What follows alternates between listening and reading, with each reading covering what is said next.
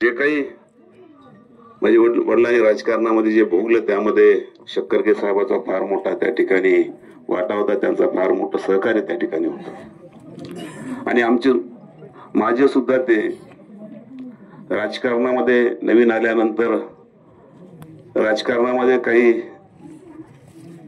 चुकत असेल त्या ठिकाणी राजकीय गुरु म्हणून त्यांनी त्या ठिकाणी सल्ला आशीर्वाद देण्याचं काम केलं। आणि आज आत्ताच केशवरावदादा मी बसलो होतो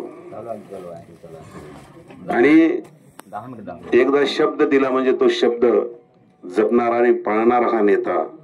कारण माझ्या मते बळवंतराव काका अध्यक्ष झाले त्यावेळेस शक्करगे साहेबांच्या एका मताने त्या ठिकाणी त्या अध्यक्ष शब्द दिला त्यांनी, तो म्हणजे असा एक नेतृत्व। आणि हिमायतनगरमध्ये जे काही नवीन पिढी मग या ठिकाणी आता समदबाईनं सांगितलं, या ठिकाणी गणेशरावनी सांगितलं की या सगळ्यांना जर राजकीय गुरु जर कोण होते तर ते शक्करगे साहेब, कारण त्यांच्या सल्ल्यावरच ही सगळी पिढी या ठिकाणी घडली। आणि आज असा आहे महान नेता ज्यांनी हदगावची विधानसभा एका काळात लढवली होती, पूर्ण तालुक्यात दोन्ही तालुक्यामध्ये नाही तर जिल्ह्यामध्ये त्यांची एक वेगळी ओळख होती। कारण काही ज्येष्ठ मंडळी नांदेड जिल्ह्याची करणारी ज्यावेळेस नांदेडला भेटते त्यावेळेस आवर्जून ते ज्येष्ठ मंडळी शक्करगे साहेबांचा उल्लेख केल्याशिवाय राहत नाही, कारण त्या सगळ्यासोबत त्यांनी प्रामाणिकपणाने त्या ठिकाणी काम केलं।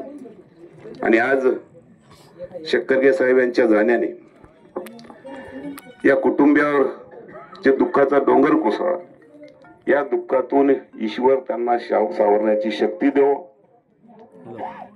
आणि मी माझा परिवार हदगाव हिमायतनगर तालुक्याच्या वतीनं शक्करगे साहेबांना मी भावपूर्ण श्रद्धांजली या ठिकाणी अर्पण करतो आणि त्यांच्या आत्म्यास शांती लाभो अशी मी भगवंतांनी प्रार्थना करतो आणि या ठिकाणी थांबतो।